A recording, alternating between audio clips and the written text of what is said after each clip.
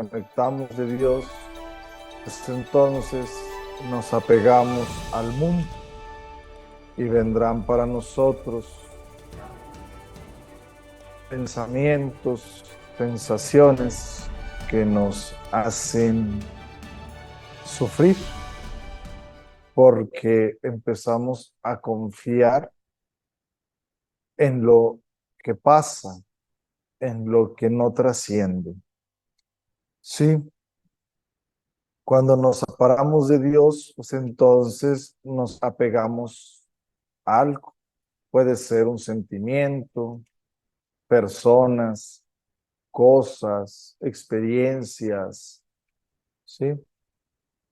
Y esto lo que provocará, pues, es sentir desconfianza, sentir inseguridad. Por un lado, estamos en la sensibilidad y por otro en la mentalidad. Y entonces, como nuestras creencias, nuestras sensaciones se van reafirmando, creemos que ahí está la verdad, que está la razón. Y bueno, pues ya tenemos a dónde señalar sin darnos cuenta, sin caer en cuenta que la herida la llevamos nosotros mismos. Podemos nosotros traer una herida de mucho tiempo, puede ser desprecio, de olvido, de rechazo, y esa herida, pues ahí está.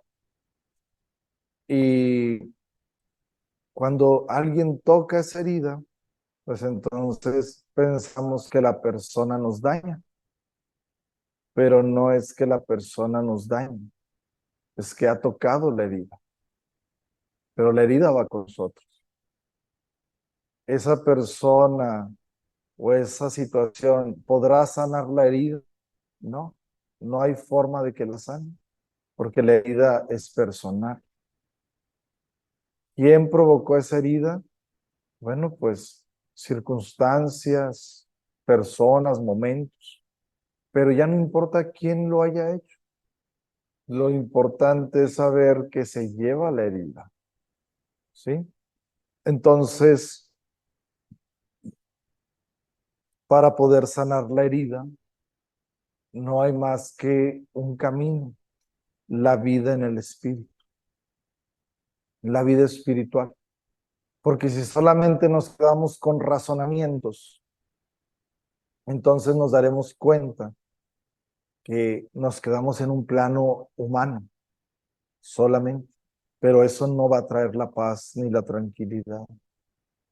Tenemos que ir más profundo y poner esa sensación o ese pensamiento también en manos de Dios, ¿sí? Para evitar caer en el apego. El apego siempre nos va a hacer sufrir, porque nos apegamos a las criaturas y a las cosas, y eso nos detiene el vuelo hacia Dios.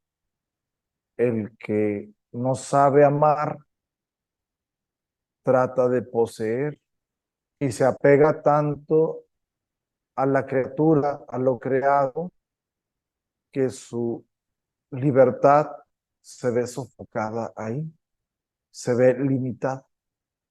Y entonces se configura con la criatura, pero no con el creador. Se conforma con la criatura y no con quien la ha creado. Y entonces, al conformarnos con la criatura, pues como seres humanos nos empobrecemos, porque lo que pudiera ser permanente y duradero, pues nos reducimos a lo pasajero, a lo relativo. Y entonces, pues nos quedamos en ese plano. Si nos damos cuenta, la cruz donde Jesús ha sido crucificado tiene un plano horizontal, que es el amor terrenal. pero no solamente se queda en ese plano horizontal. Hay un plano vertical, el cual es el amor a Dios. ¿Sí? No podemos solamente quedarnos en el plano horizontal, sino que estamos llamados a ir hacia el absoluto. Decíamos que constantemente estamos buscando lo que permanece, lo que dura. Por eso, cuando una pareja se casa, pues se dice, va a estar para toda la vida, ¿verdad? Que dure, que sea duradero. Y generalmente tratamos que sea duradero, porque para eso estamos hechos, para buscar la gloria de Dios. Sin embargo, cuando nosotros no definimos bien qué es la gloria de Dios, pues podemos confundirlo con la vanagloria.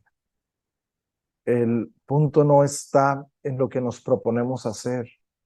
El punto no está en lo que tenemos, sino que perdamos de vista a Dios y nos volvamos esclavos de lo creado.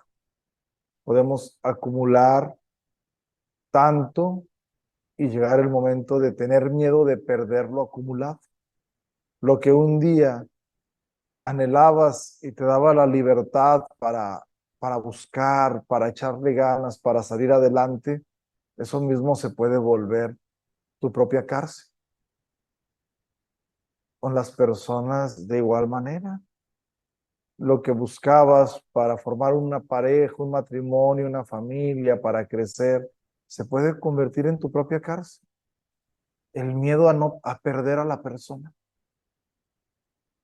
Entonces, lo que un día era para crecer, se vuelve reductivo. ¿Y dónde hemos de poner nuestra atención? En la conciencia, en nuestra conciencia. Todo el tiempo estamos percibiendo la realidad, interpretamos la realidad, ¿sí? Pero una realidad que es pasajera. Y nuestros pensamientos, lo que se ha quedado ahí en nuestra cabeza, también es pasajero, es relativo. El miedo que sientas, el temor, la preocupación que tengas contigo, también es pasajero. Y se hace más fuerte en la mente cada vez que alimentamos nuestras estructuras, nuestros pensamientos. Se hace más fuerte cada vez que lo alimentamos. Pero cuando somos conscientes que es relativo, que es pasajero y que está en nuestra mente, entonces viene la calma, porque ya no es más que un ruido interior. Y ese podemos nosotros hacer algo al respecto con eso. Pero de lo contrario, cuando no hacemos esta conciencia, cuando no despertamos en esto, pues entonces es fácil engancharnos con lo que alguien nos hizo y buscar responsables hacia afuera de lo que no podemos ser responsables hacia nuestro interior. La persona, el mayor tesoro que tiene es su conciencia, es su interior, lo que ha cultivado en sí. Y ahí podríamos nosotros vernos comprometidos al pensar que hemos crecido a lo mejor en ciertas áreas que antes vivíamos de una manera y ahora se puede vivir de otra, pero quedar también avergonzados de que no hemos madurado humanamente y solamente nos hemos quedado con lo que hay en el mundo. La madurez humana, el crecimiento interior, bueno, pues eso es un tesoro, porque ese lo llevamos a donde quiera que vamos.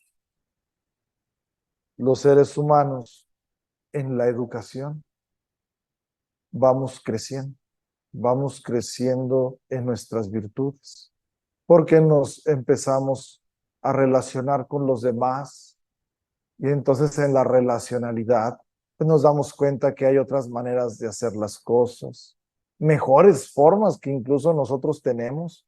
Pensábamos que nosotros éramos disciplinados en algo y encontramos a alguien que es más disciplinado que nosotros. Y eso nos ayuda a crecer porque nos inspira, ¿sí?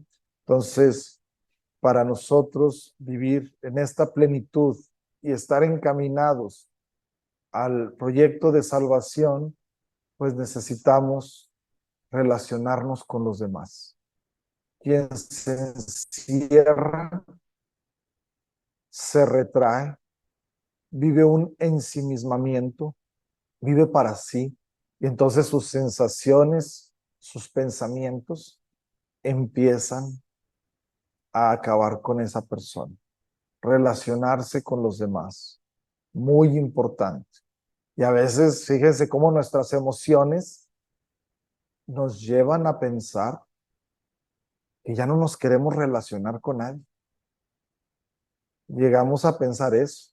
Incluso gente que participa en la iglesia como que se desanima y puede llegar a pensar que ya nada más voy a ir a misa, ya no voy a participar en eso. ¿Sí? Empezamos como a achicarnos, como a retraernos, a escondernos detrás de lo que sentimos y de lo que pensamos. Y entonces nos va cuarteando como esa adrenalina para vivir. Sí, porque nos reducimos. Cuando nos damos cuenta que nos estamos aislando, pues es un buen momento para nosotros hacerlo consciente y decir, esto es importante. Es importante, me siento triste, me siento deprimido, me siento solo, necesito forzarme a la relación, ¿sí? Al saludo. Cosas muy básicas, pero que me ayuden a ver al otro y no solo estarme viendo a mí mismo. Bien, entonces tenemos la relacionalidad con los demás, la gratitud, ser agradecidos. No las personas, quizá podemos proyectar el merecer algo, pero podemos cuestionarnos, ¿verdad? ¿Por qué los demás habrían de quererme? ¿Por qué? Nadie nos va a querer solamente porque sí. A ver, mi esposa, ¿por qué habría de quererme? ¿Qué encuentro de bueno en mí para que ella me quiera? Mi mamá, ¿por qué? ¿Por qué razón? ¿Qué hago yo para que me quiera? ¿Sí? O sea, ¿qué siembro en el otro? Porque incluso podríamos darnos cuenta que sembramos cosas, situaciones, sentimientos para que no nos quieran. ¿Sí? Y entonces estamos como en esa necesidad constante. Ser agradecidos con las personas que convivimos, que compartimos. Incluso imagínense ser agradecidos con aquellos que, aunque no fue una situación fácil, aunque no fue una situación agradable en la relacionalidad, algo aprendimos. Aunque con esa persona ya no estemos cerca, algo aprendimos. De algo nos dimos cuenta en una enfermedad, en la pérdida de un ser querido, en una situación dolorosa, de algo nos dimos cuenta. Y también ser agradecidos con esas situaciones, con esos momentos, porque nos ayudaron a crecer y a quitarnos la venda de los ojos. Ser agradecidos con Dios, ser agradecidos. A veces ya no somos agradecidos y vemos al otro como el que tiene que hacer las cosas. Tiene que. Es su responsabilidad, es su obligación. Entonces vamos perdiéndonos como seres humanos. porque forzamos al otro, ¿sí? Ya no lo vemos como un fin, sino como un medio nada más. Ya no vemos a la persona, ya solo vemos sus responsabilidades. Y cuando no las cumple, pues entonces pensamos que la persona está mal, sin ponernos a pensar por un momento por qué no lo está haciendo. Entonces, ser agradecidos y pues nosotros vamos en ese camino de salvación, ser generosos. La generosidad es parte fundamental. Cuando somos generosos, damos de lo que tenemos para vivir. Damos de nuestro tiempo, de nuestra alegría, de nuestras experiencias, nuestras emociones. Y la generosidad también es un don de Dios. Entonces, ahí podemos nosotros encaminarnos al camino que Jesús ha marcado para nosotros. Entonces, dijimos que ser agradecidos, ser generosos, ¿y qué más?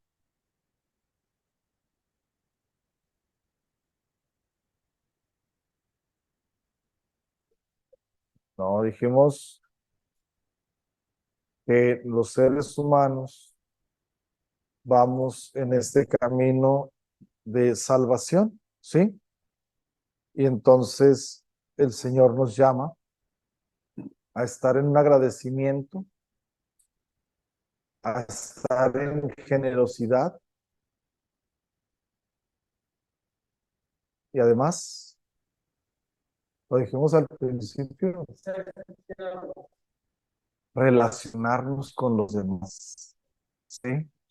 Esas tres cuestiones son básicas: relación, generosidad y agradecimiento.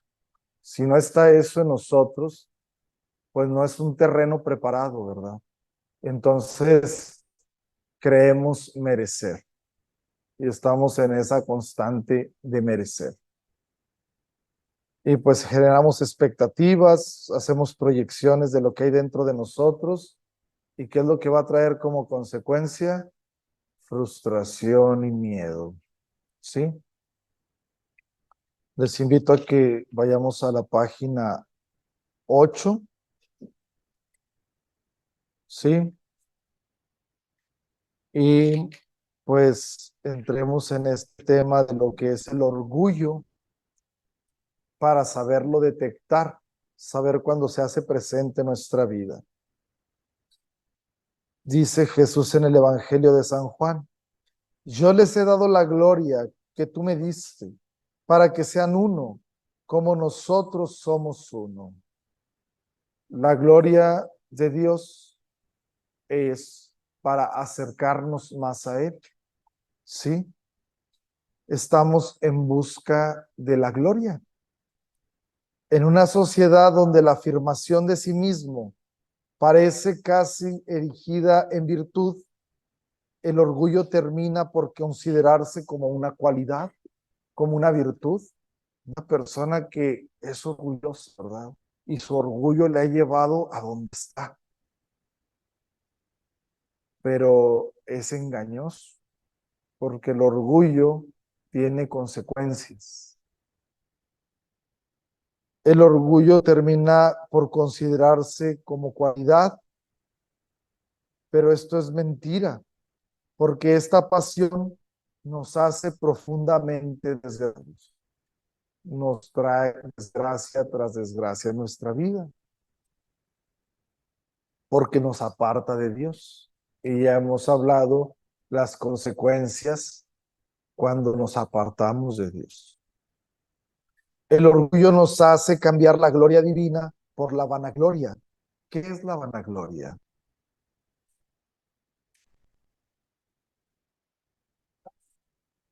Una falsa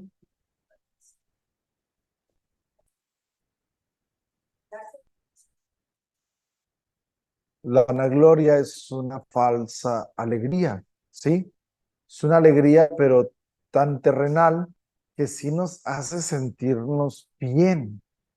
No quiere decir que no lo haga, pero no dura, ¿sí? No dura esa alegría. Entonces necesitamos más, porque como se siente uno bien, pero no dura, entonces necesitamos ir por más, ¿sí? Y entonces empezamos a vanagloriarnos, porque vivimos en una sociedad donde se ha divinizado al hombre, al ser humano. La gloria como tal no es mala, ya que estamos destinados a ella, según el proyecto creador y salvador de Dios. Por eso dice Jesús, yo les he dado la gloria que tú me diste, para que sean uno como nosotros somos uno, en la comunión.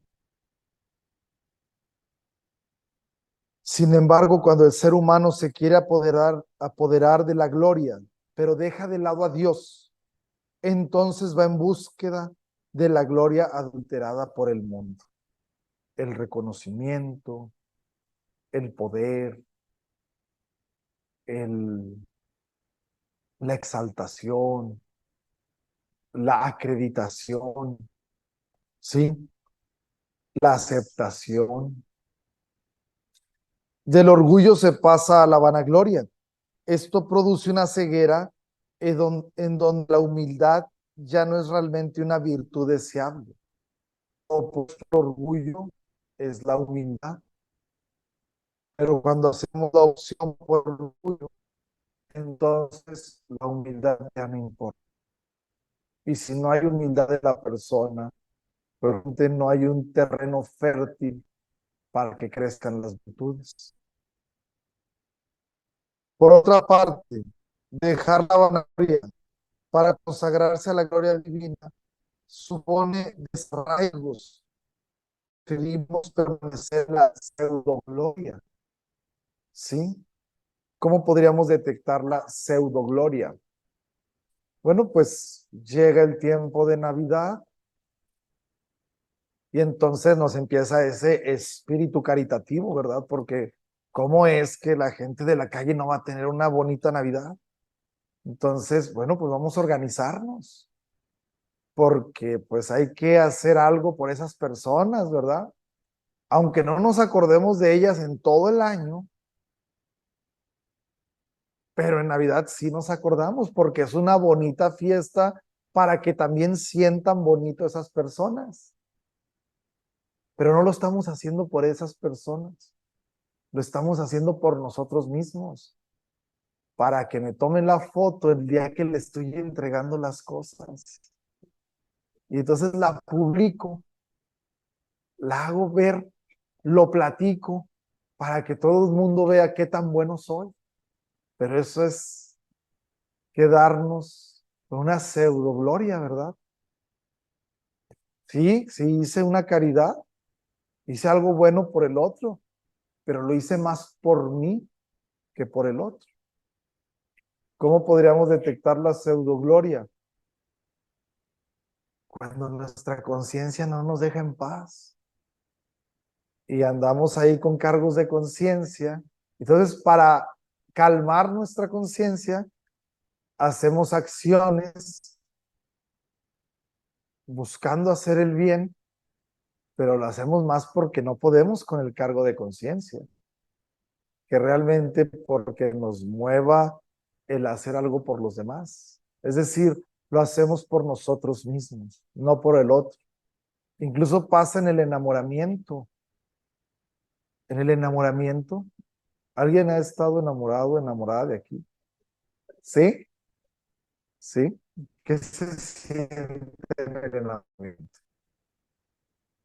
¿Qué se siente cuando estás enamorada?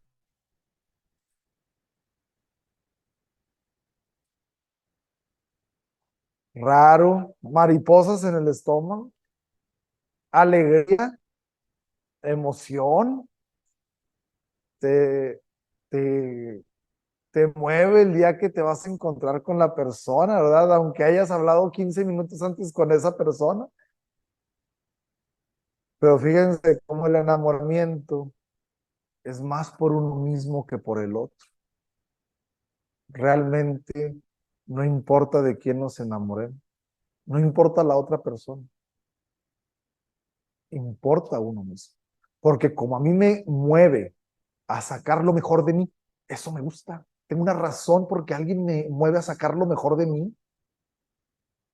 Y entonces empiezo con la emoción, con la alegría, empiezo a echarle más ganas a lo que hago, pero el enamoramiento se pasa. Y entonces si no se transforma en un amor en libertad, pues entonces ya no es la persona de la cual me enamoré. Sí, porque te enamoraste de ti mismo estando con esa persona. Y entonces, como ya no siento lo que sentía, ya no me siento motivado, alegre, ya no me mueve, necesito buscar nuevamente esa sensación. Y puedo andar de pareja en pareja buscando eso, porque es bonita esa etapa, pero eso no es amor. Nos enamoramos, pero no es amor. Nos buscamos desde nuestro interior cómo agarrarnos de algo. Generalmente la persona que se enamora está pasando por una situación la cual se va a ir a enganchar, ¿sí? Para salir de eso que está viviendo. Pero no es por la otra persona. Les digo, tener cuidado con eso, ¿verdad? Digo, es un proceso del ser humano, digo, lo del enamoramiento no lo estoy juzgando, es un proceso del ser humano. A lo que voy es que hay veces que nos quedamos en esa pseudogloria, esa sensación, porque nos hace sentir bien, pero no es por el otro, no es un amor purificado, es por nosotros mismos, ¿sí?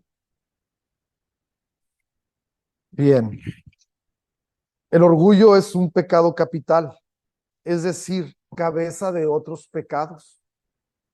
Como tal, nunca se contenta con destruir una sola virtud. Se dirige contra todas las partes del alma y corrompe a la manera de una enfermedad contagiosa, pues produce cierto placer que provoca la sensación de adulación, admiración y envidia. Es que soy mejor que el otro, ¿verdad? Es que me acaban de reconocer eso y me gusta escuchar que esto que hice está bien. Entonces, el orgullo empieza ahí, ¿verdad? Pero eso nos hace quedar comprometidos.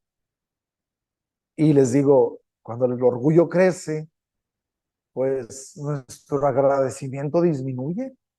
Ya no somos agradecidos con la persona, ahora por orgullo, ¿verdad? Cuando el orgullo crece, entonces ya no nos relacionamos con cualquiera, nos relacionamos con el que esté a mi nivel, ¿sí? Y podemos ver por debajo al otro. Cuando el orgullo crece, pues seremos generosos con lo que nos sobra, no con lo que tenemos. Porque si nos afecta en lo que tenemos, entonces ahí nos retraemos. ¿Y por qué se lo voy a dar, verdad? Y no solamente en las cosas materiales, sino en en nuestro mismo tiempo, en nuestras mismas cualidades como personas.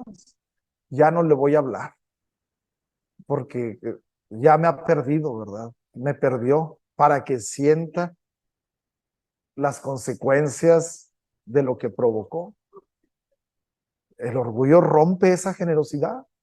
Algo que está a tu alcance, bueno, pues lo cierras y lo cierras como una posibilidad para que el otro sufra.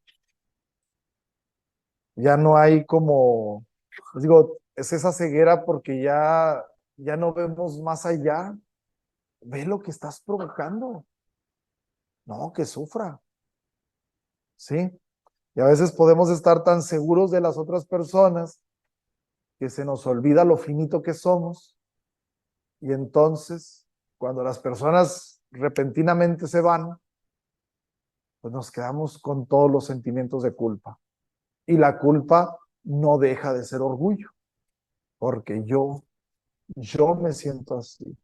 Yo, esto es con respecto a mí, ¿verdad? A mí me ha pasado que pues a mí me ha tocado estar en muchos funerales, muchos funerales, muchísimos, pues allá en México, pues de donde yo soy, sigo aquí también lo sé, pero como que allá por la parte católica, pues como que es 85%, y aunque no sean practicantes, pero muere alguien y pues buscan al padre, ¿verdad? Entonces, pues yo puedo estar a lo mejor en unos 8 o 10 funerales a la semana, ¿sí? Porque es como mucho ese movimiento, ¿sí? Es como, sí, como que el catolicismo tiene esa prioridad en la vida cultural, en la vida de las personas. Entonces, pues uno detecta, ¿verdad? Cómo va a estar esa misa, cómo está la gente, si es gente creyente, si es gente que nunca va a misa, y, y ante la muerte, ante el cuerpo tendido, pues también te vas dando cuenta, ¿verdad? Si la persona está ahí por quien está tendido ahí en la caja o si se está reafirmando a sí mismo. Porque a veces puedes estar en la misa y la persona ya está haciendo su espectáculo, ¿verdad? O sea, ni siquiera está con el difunto, ¿verdad? Está acá haciendo su espectáculo.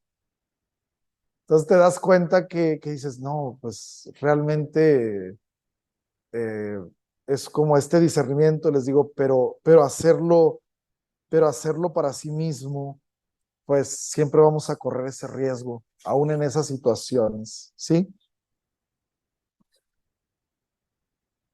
Sin embargo, la persona orgullosa busca la adulación, la admiración y la envidia, pero siempre estará insatisfecha de la consideración que espera de los demás, pues siempre buscará más adulación. Y esto solo trae frustración y tristeza en su vida, porque siente el rechazo de los otros. Como no es suficiente la adulación, siente el rechazo, siente que no le han dado lo que merece. Y entonces, pues se vive una tristeza, ¿sí? El orgullo desembocará en tristeza. Y nosotros, pues estamos llamados a ser conscientes de esto y hacer algo al respecto. Vamos a la página 9, le pueden ir dando seguimiento. La tristeza. Jesús le dijo al joven que se acerca, si quieres ser perfecto, vende todo lo que posees y reparte el dinero entre los pobres para que tengas un tesoro en el cielo. Después ven y sígueme. Cuando el joven oyó esta respuesta, se marchó triste porque tenía muchos bienes. Palabra del Señor.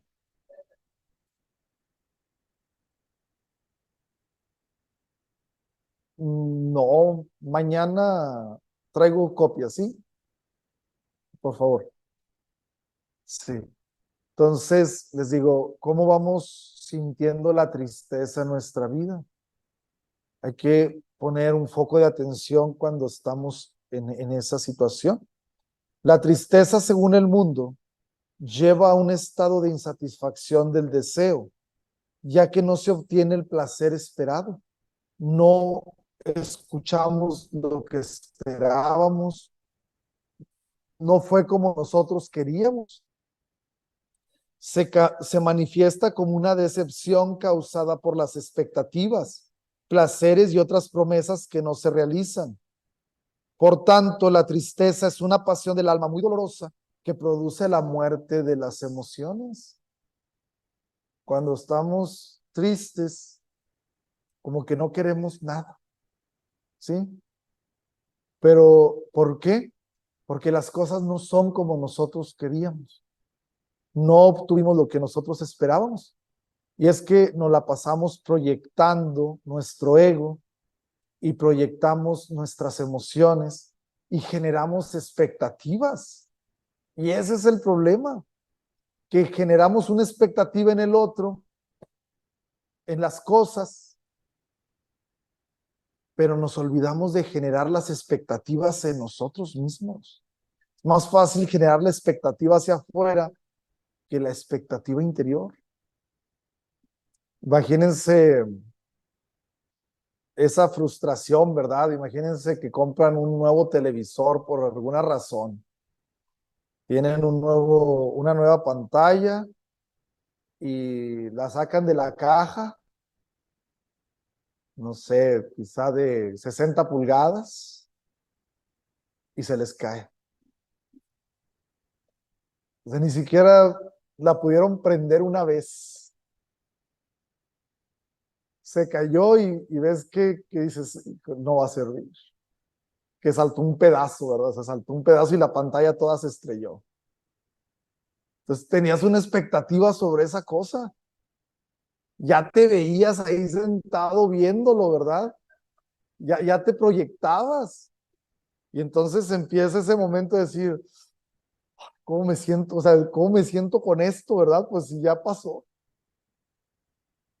Se te perdió el celular y sabes que se te fue en el taxi, sabes que lo dejaste en una tienda, perdiste la billetera. Pues empieza toda la frustración. ¿Por qué? Porque vamos proyectando expectativas sobre eso, ¿sí? Pero ahora pongámoslo en un plano en las personas. Proyectamos expectativas, pero se nos olvida que estamos tratando con seres humanos. Y entonces, como las cosas no son como yo quiero, pues nos lleva a la tristeza. Y también, pues, aquí un paréntesis, ¿verdad? Cuando tratamos a los animales como personas, porque es más fácil tratar a un animal que a un ser humano, porque el animal no te va a decir, no, no me pongas eso, ¿verdad? No me vistas así. Mira lo que te compré, así te vas a vestir. Y a esta hora vas a salir a pasear. Y aquí tienes que hacer, porque si haces allá te voy a dar con el periódico. Y te voy a dar cariño cuando yo quiera. Y cuando no quiera, ahí te vas a quedar. Es más fácil manipular eso, ¿sí? Pero como con los seres humanos no podemos relacionarnos, bueno, pues nos relacionamos con las cosas o los animales. Pero no estamos hechos para eso. No los dejamos ser. Y empezamos a proyectar toda nuestra humanidad y nuestras debilidades ahí. Porque lo podemos querer cuando querramos, lo podemos desechar cuando querramos. Y no nos va a poner pero hazle eso a tu esposo. Pues no, ¿verdad? Hazle eso a tu esposa, peor aún, ¿sí? Bien, entonces decimos que la tristeza viene por las expectativas, los placeres que esperamos de las cosas. No, pues es que yo lo vi en el aparador y yo ya me veía con eso, ¿verdad? Y ya cuando lo tuve vi que ni sirve o ni siquiera trae baterías o no le dura la batería o así. Entonces deja de ser la experiencia que esperábamos que iba a ser. Llegó fallado, no cumple con mis expectativas. Bien, entonces eso causa la tristeza y va enfriando nuestras emociones. Cuando la persona, cuando en la persona están presentes los apegos profundos, el alma se enferma del amor del placer, ya no tiene libertad, pues está en la expectativa que la satisfacción vendrá de fuera. Y hay que quitarnos la venda de los ojos. Nada en este mundo, no existe persona, ni cosa, ni situación que te vaya a traer la felicidad. No existe. No hay nada que te lo vaya a proporcionar. Eso está en tu corazón. Eso está en tu crecimiento interno. Si lo estamos esperando de fuera, nunca va a llegar. ¿Sí? Dice Jesús en el Evangelio. Lo que le hace mal al hombre no es lo que viene de afuera, sino lo que sucede adentro. Y la boca habla de lo que está lleno el corazón.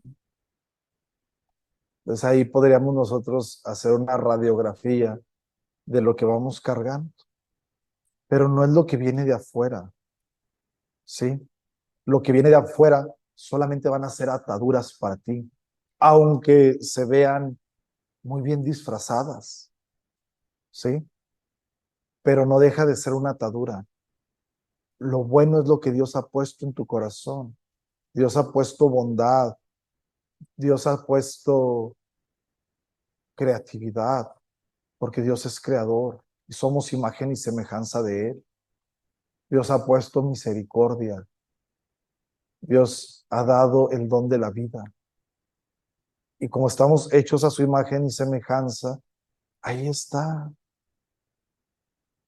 Pero dejamos que eso se sofoque, que se divida. La tristeza puede ser también provocada por la ira, pues evoca un apego a sí mismo, una cierta dosis de orgullo, ya que cuando se hiere o nos sentimos heridos, entramos en este estado. Y después de la ira se mezcla con la vergüenza, al verse en el rechazo, no amados por el otro. ¿Sí? Entonces, pues nos vamos quedando en este profundo aislamiento, pero va desde el interior. Sin embargo, la tristeza puede actuar como una luz que alerta el mal causado por el pecado y también como una fuerza que dispone una vida más virtuosa en torno a la conversión. Entre más triste te sientas, estás más llamado a la conversión, porque la tristeza es un síntoma de que estamos alejados de Dios. Es así que la tristeza humana, vista desde la fe, es fuente de virtud y de alegría profunda. Y ahí entrarían las bienaventuranzas. ¿Sí? Un día tus penas se convierten en alegrías cuando los ves desde el don de la fe. Y hagamos una lectura en nuestra propia historia de salvación. Hay veces que hemos estado tan apegados o tan engañados en nosotros mismos, en nuestras ideas, que cuando nos damos cuenta que no era por ahí, reconocemos la presencia de Dios y ya nos da gusto el no estar bajo esa situación. Como que nos libera, ¿sí?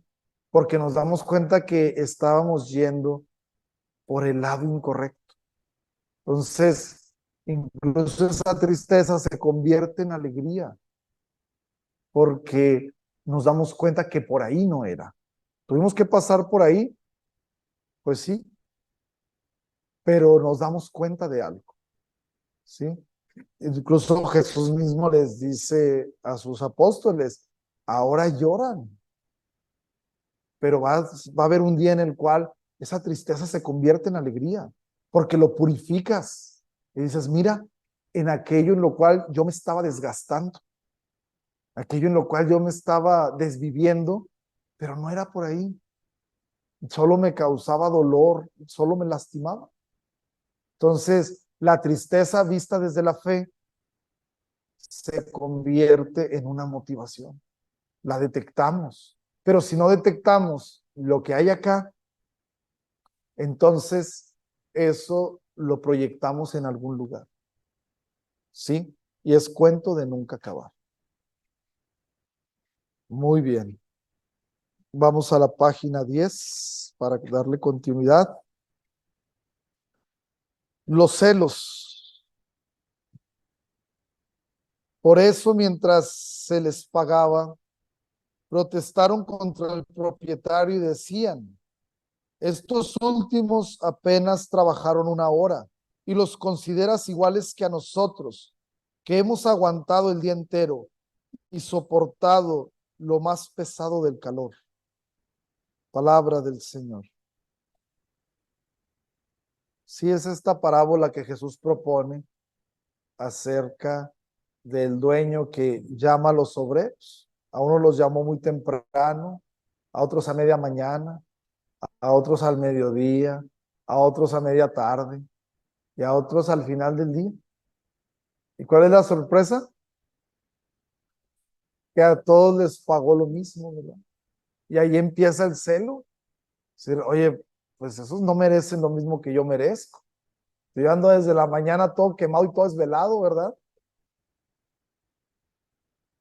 Los celos provienen la mayor parte del tiempo de una herida del corazón. A menudo es una falta de amor que crea una desvalorización de sí mismo. Por consiguiente, se tendrán dificultades para soportar las cualidades y carismas de los demás. Entonces la señora, al ver que su marido se va a trabajar y sabe que en el trabajo hay una muchacha bonita, con eso tiene, ¿verdad?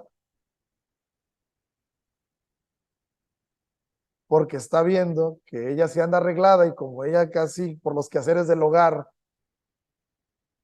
pero aquella me lo va a ganar, ¿verdad? Es una desvalorización de sí mismo. Empezamos a reducirnos. El hombre celoso, ¿sí? Se empieza a hacer menos y pensar que van a preferir a otro. Y claro que esos miedos empiezan por nuestras inconsistencias. Chin, es que pues yo le grito mucho, ¿verdad? Yo lo presiono, yo eso. Con un 2x3 va a querer salir corriendo de aquí. Los celos obstaculizan la vida del espíritu. La persona celosa espera del otro, simple criatura, un amor absoluto que solo el creador puede ofrecerle. De esta manera, el celoso se conecta con un amor limitado, pues se busca llenar una expectativa con una excesiva consideración. O sea, se busca llenar consideración hacia sí.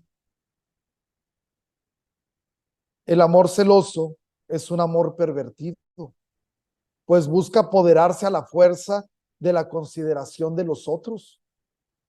Los celos son verdaderamente una distorsión del amor y conlleva a una secreta voluntad de poder.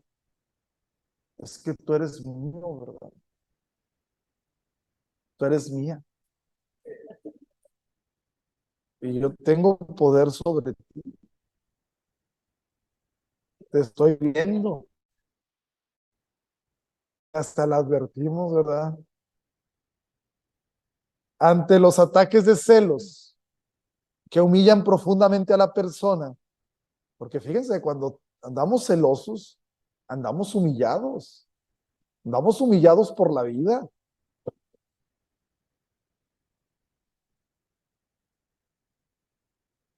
Solo Dios podrá eliminar las raíces mediante una purificación llamada pasiva.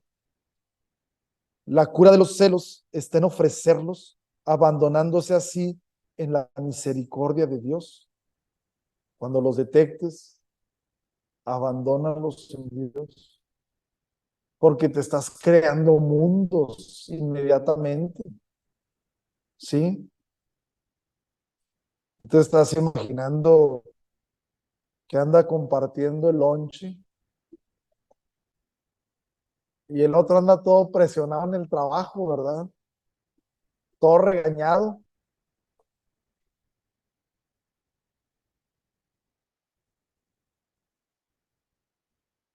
Pues solo el Señor puede cortar las raíces profundas que los provocan. Además, bendecir a la persona que causa los celos rompe el movimiento de odio hacia el otro y hacia sí mismo. pedir. Si ya detectaste una persona, puede ser un hermano, una hermana, una persona del trabajo, alguien que te cause cierto celo, pide a Dios por esa persona, ¿sí? Porque rompe esta dinámica interna. Decíamos que están los pecados capitales y engendran otros pecados. Los celos, fíjense bien, son engendrados de la envidia. Cuando te sientas celoso, estás sintiendo envidia. Es que me siento celosa de ella, sí, porque le estás teniendo envidia en algo. Y eso te hace sentirte desdichado, desdichada con lo que tú tienes. Y entonces, incluso la estás viendo por encima de ti. Una persona segura y que sabe quién es, pues no tiene que controlarlo todo, ¿verdad? Puede darle ese voto de confianza a la persona.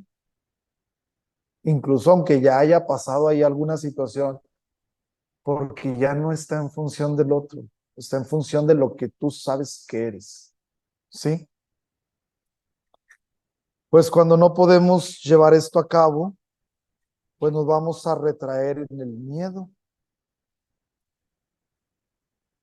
Jesús se acercó a los discípulos, los tocó y les dijo, levántense, no tengan miedo. ¿En qué momentos Jesús le dijo esto a sus discípulos? ¿Lo recordamos? No tengan miedo. En la barca llegó y los tocó. ¿En qué otro momento del Evangelio? En la transfiguración. No tengan miedo. ¿Sí? Otro momento.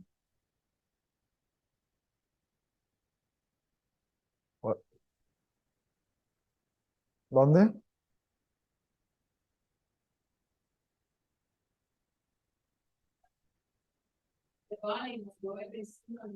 No tengan miedo. ¿Sí? Dice que los discípulos estaban escondidos por miedo a los judíos. Les dijo, la paz esté con ustedes. ¿Sí? Jesús hace un llamado precisamente a no tener miedo. A sus discípulos los invita a no tener miedo. Los mueve a no tener miedo de dar testimonio de lo que ellos son, de lo que han vivido. Y los discípulos rompen el miedo, estaban retraídos y salen. Ya no son los mismos. Ese Pedro que se retrajo, ahora puede anunciar a Jesús. El miedo es una pasión del alma que Dios puede sanar. El miedo se presenta de múltiples maneras. Se puede presentar como una inquietud, ansiedad, espanto, pánico, angustia. Una persona que agrede lo hace desde el miedo, porque se tiene que imponer el chantaje, la crítica, la culpa, porque en unos lugares sí somos muy valientes, ¿verdad? Pero ya cuando tenemos a la persona enfrente no somos tan valientes. ¿Qué le dicen? Pues dile a él, ¿verdad? ¿A mí qué me dices? La primera fuente del miedo es la falta de confianza en Dios. Decíamos que perdemos el centro en Dios, entonces nos hacemos a las cosas del mundo, nos apegamos y empiezan nuestros miedos. Porque si perdemos eso a lo que nos hemos apegado, entonces, ¿qué va a ser de nosotros? Si el ser humano se separa de Dios, desarrolla cierta obsesión por sí mismo, en función de los bienes terrestres y de la apreciación de los demás. Y en lugar de temer lo que amenaza su ser, y especialmente a su ser espiritual, teme aquello que pone en peligro su experiencia sensible y el goce que obtiene de ella. Pues si lo pierdo, si la pierdo, si pierdo esto, lo otro, ¿quién me va a dar eso? Entonces empieza el miedo por perder el placer en lo sensible. En la actualidad el miedo se engrandece con la imagen de sí mismo, es decir, miedo a lo que dirán, pensarán o que se podrá en duda de mí, de la persona. Entonces, esto, cuando el miedo se apodera de nosotros, pues es una carga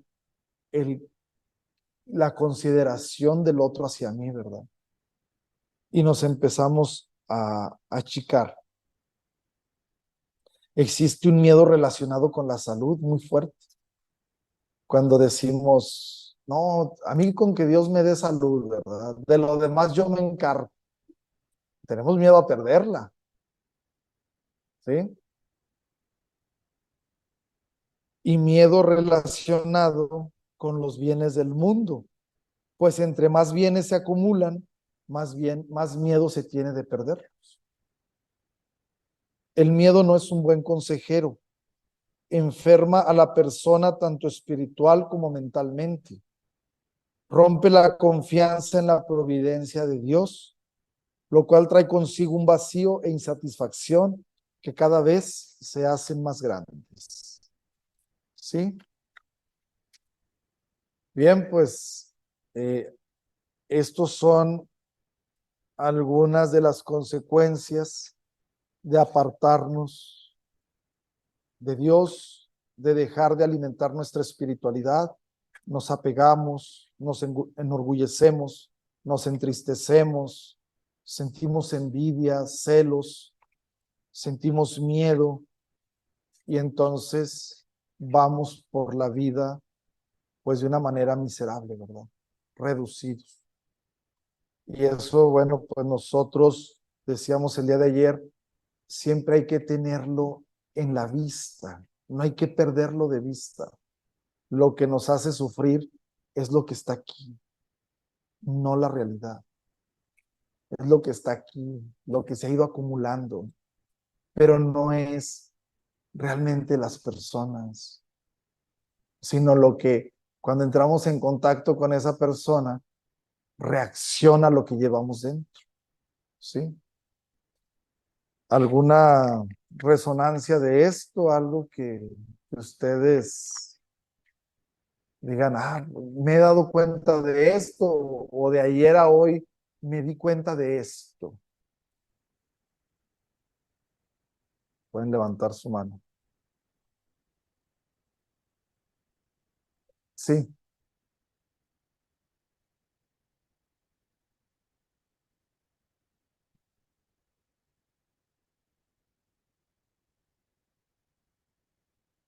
permítame. Es que para pagar esto no es hoy. Ahí,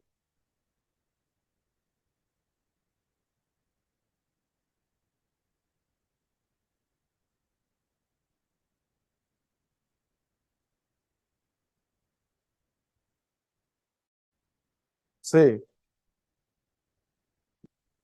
sí,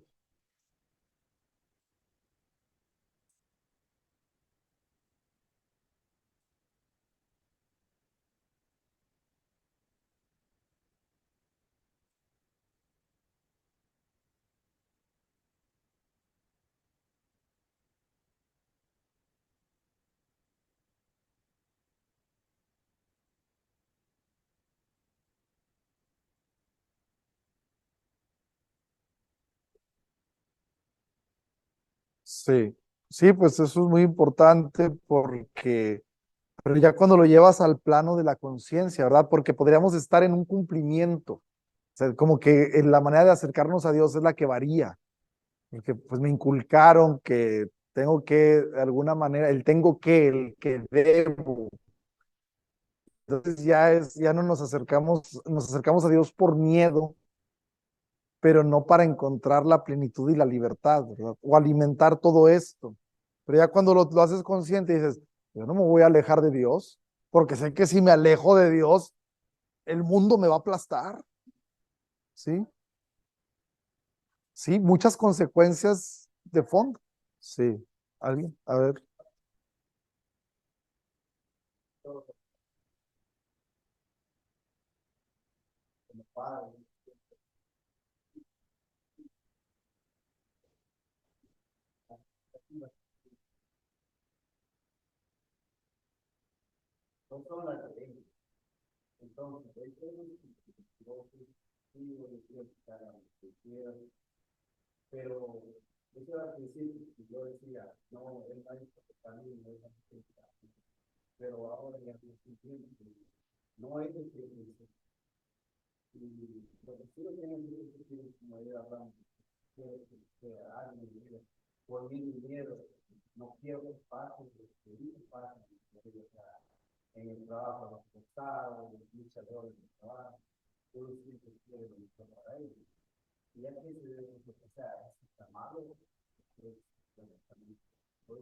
Sí.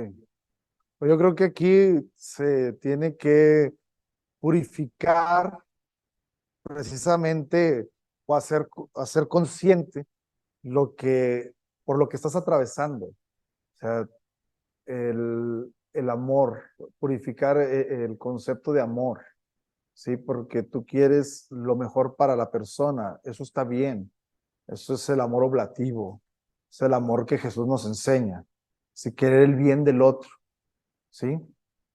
Pero tener cuidado, volvemos a lo mismo, de apoderarnos, de poseer, porque te digo, podemos llegar a decir, es que eres mi hijo y mi hijo tiene que salir adelante, mi hijo tiene que hacer una carrera, mi hijo tiene que ser alguien en la vida, mi hijo, mío, ¿sí? O sea, nos apoderamos de la persona silenciosamente.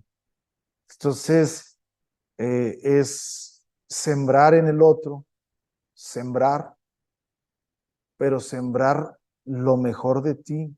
Por eso estás llamado tú a crecer y darle ese testimonio de vida, ¿sí? Porque eso, no podemos renunciar a eso que se siembra en nosotros. Quizá en el momento no lo reconozcamos, pero también ya es la decisión de cada persona. Pero la tranquilidad vendrá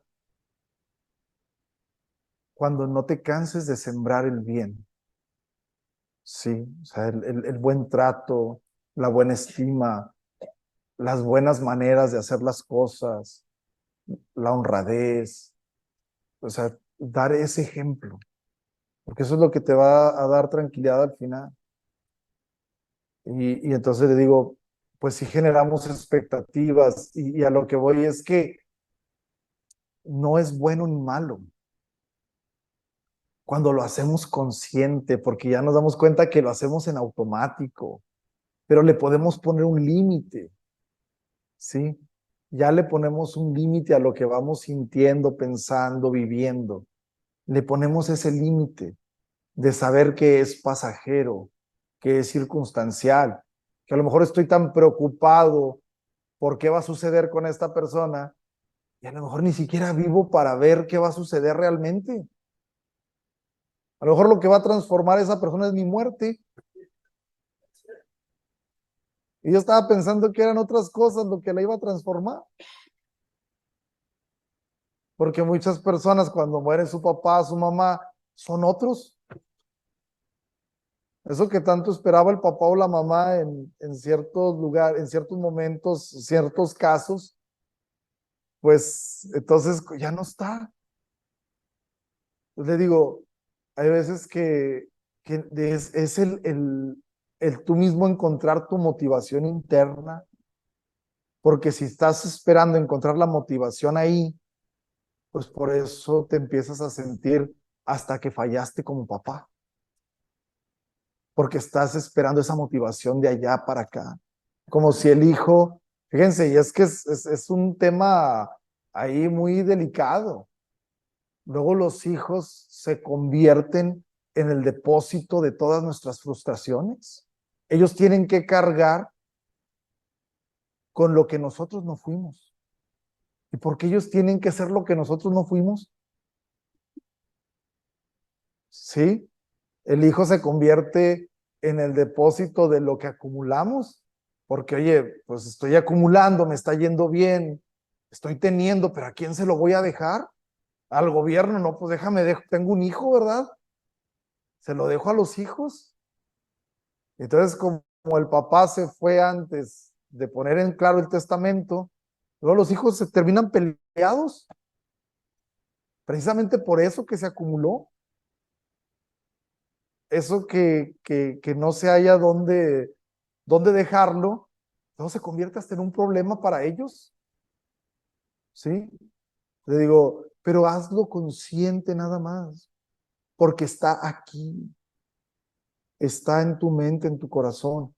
Cuando lo haces consciente, dejas que las cosas sean en ese movimiento de la vida, pero le permites que sean. Y tienes también esa confianza en la providencia de Dios, de saber que Dios va poniendo los medios. ¿A qué tendríamos que tenerle el temor? ¿De qué tendríamos que estar celosos? Pues de apartarnos de Dios. ¿De qué tendríamos que tener temor? De romper nuestra relación con Dios. A eso sí tendríamos que tenerle temor. Por eso, uno de los dones del Espíritu Santo es el temor de Dios. Temer romper nuestra relación con Él. Porque si la rompemos, nos quedamos en el mundo. Y entonces todo esto se hace más grande. Y se hace más grande porque no hay fuerza que nos pueda apacentar todo esto que llevamos, ¿verdad? No lo hay afuera. Nos podemos volver consumidores de religión. Y más rosarios, y más rosarios, y más rosarios, y más rosarios. Porque no estamos haciendo o sea, queremos que venga de fuera. Y por 1000 rosarios que recemos, si no lo hacemos consciente, entonces no nos hacemos responsables de lo que sentimos. Claro que eso ayudará, nos ayudará a tranquilizarnos, nos ayudará a introducirnos, pero llega un momento en que quedamos frente a Dios, que es lo que decía hoy la primera lectura, ¿verdad? De los jueces, de Gedeón. Queda frente a Dios y él tiene miedo de enfrentarse a Dios porque tiene miedo de morir. ¿Y qué le dice el Señor? Porque hasta construye. ¿Qué le dice el Señor?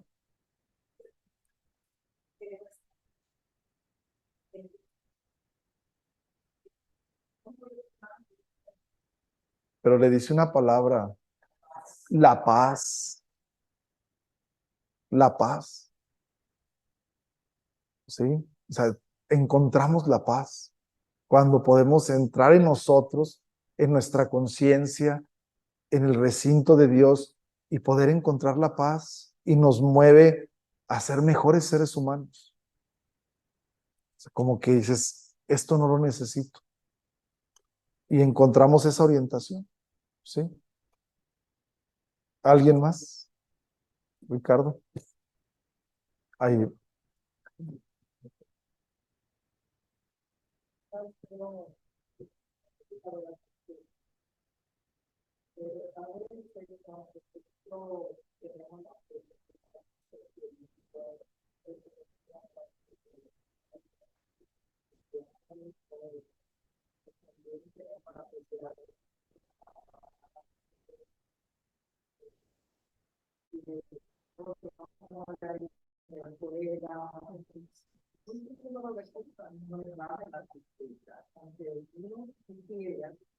Sobreponerse a esta situación.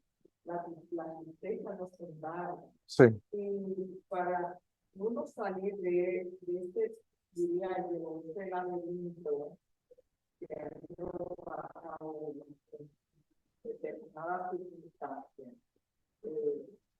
se necesita mucha fuerza de voluntad y también poner la fe en el Señor, porque de lo contrario es muy difícil. Y yo tuve una experiencia personal y también como un ingeniero la tristeza lo llevó a estar deprimido. Y para él salir de ese trance, fue mucha oración, fue mucho lo que tuvimos que orar Sí, para que Dios nos funcionara. Y a mí misma me tocó esa tristeza, tanto por él como por la pérdida de mi padre. sí, Y fue para mí algo muy doloroso, muy terrible. sí, Solamente Dios es el que puede ayudar a sí. Gracias. Sí, pues vamos a eso mismo, ¿verdad? De lo que venimos compartiendo, que cuando nos apartamos de Dios, cuando empezamos a vivir en nosotros mismos, esto se hace más fuerte. Sí, porque nos acostumbramos a la criatura, como si la criatura nos perteneciera. Mi papá, mi mamá, no, realmente ni siquiera es de nosotros.